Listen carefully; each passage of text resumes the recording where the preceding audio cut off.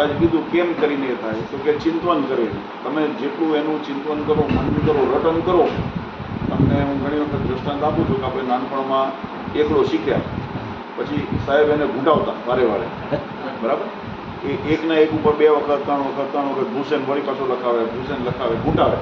એ ઘૂંટવાથી આપણને નક્કી થઈ ગયું કે આ એકડો છે. અને એ એકડો હવે તમે પછી 50 વર્ષના થાવ, 60 વર્ષના થાવ, તમને કોઈ કે એકડો લખો તો એકડો એકલાની રીતે લખાય, એમાં બગડો ન આવે. કેમ કે ઘૂંટી નક્કી કર્યું. એમ ઘણી વખત આપણને શાસ્ત્ર જ્ઞાન સમજણથી જેને મહિમા સમજાય એને તો સમજાણો, પણ નહીં તો ઘૂંટીને શીખી લેવું. વિશેષ આપણને કદાચ વેદ ઉપનિષદ પુરાણને વાંચતા નથી આવડતું, અથવા તો આપણને એની અંદર બહુ સમજણ ન પડતી હોય, એને આમ તો એવું સરળ એવું અઘરું નથી, પણ છતાં એની લખવાની શૈલી, સમજાવવાની શૈલીમાં આપણને ન ખ્યાલ આવતો હોય. તો મહારાજ એક તો સરળ આપણને શાસ્ત્ર કરી આપે. વચનામૃત તમે વાંચો, ગુજરાતની દેશી ભાષા.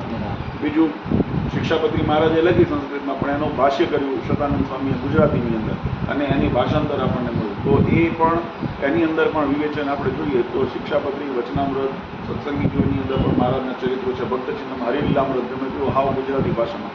તો એ બધા શાસ્ત્રો એટલા માટે જ લખાણા કે પ્રાકૃત ભાષામાં રહેલા શાસ્ત્રો થકી જે સામાન્ય જીવ છે એ પણ એને સમજી શકે, એને પચાવી શકે, એને રટી શકે. એટલે આપણે બસ એ જ, અને આપણું આ સ્થાન એ આપણે ભગવાનની ભક્તિ માટે નિર્માણ કર્યું છે.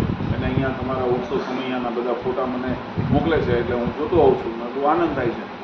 આપણી ભલે શબરીની ઝૂંપડી છે, પણ એ મહારાજનો રાજીપો છે. જે કવિએ કીધું છે ને કે જે આનંદ અને જે ખુશી છે ફકીરીમાં, મહાલયમાં હોતી નથી. એમ મોટા વૈભવશાળી મંદિર કરીને મહારાજ આ સભામાં પણ એ વસ્તુ આવી. મહારાજ કહે કે અમને બીજા ધામ કેમ નથી ગમતા? તો જ્યાં વૈભવનો ભપકો છે ને, મહારાજ કે અમને સાદું જીવન જોઈએ, ભજન. એમ આપણને ભગવાને આપ્યું છે. ભગવાન કરે આપણું સારું મંદિર થાય, બધી રીતે આપણો સંકલ્પ પૂરો કરશે, પણ ત્યાં સુધી સત્સંગને પોષણ મળતું રહે એના માટે આપણું આ ઝૂંપડી, આ શબરીની આ આશ્રમ એને આપણા માટે અતિ ઉત્તમ છે. અને આને જેને કહેવાય દેવતાઓને પણ દુર્લભ એવું સ્થાન છે. નૈમિષારણ્ય જેવું ક્ષેત્ર છે. એના વૈભવથી એની કિંમત નથી, શાંતિ, એના તપથી કિંમત છે. તમે અહીંયા આગળ મોટા મહેલ બનાવો, અહીંયા રાજકારણ રમાતું હોય તો એ રાજકારણ રમીને કે કોઈના બંદૂક કરીને, દ્રોહ કરીને અહીંયા ભગવાનનો રાજીપો નથી. અને અહીંયા ભગવાનનું ભજન થાય છે તો એ ભગવાનનો રાજીપો છે. એટલે ખૂબ બધાને અભિનંદન છે. અને બહુ સારો ઉત્સવ આપણો બગસરાને આનંદ થયો. હવે આપણે આગામી પાછો એક પ્લાનિંગ છે, જો કરે પાટોત્સવ એનું મંદિરમાં આવશે ત્યારે, એટલે 2 મહિના જશે ત્યાં તમે તાજા પાછા થઈ જશે. એવો ઉત્સવ આપણે મોટો કરશું. હવે રજા લઈએ, કારણ કે પછી જુનાગઢ પહોંચું.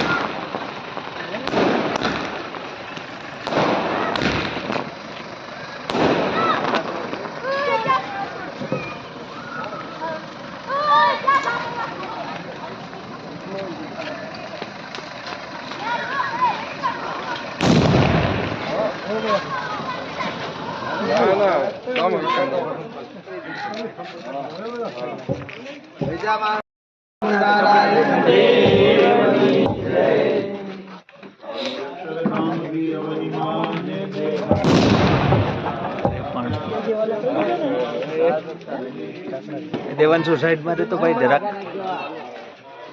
રેડી લ્યો.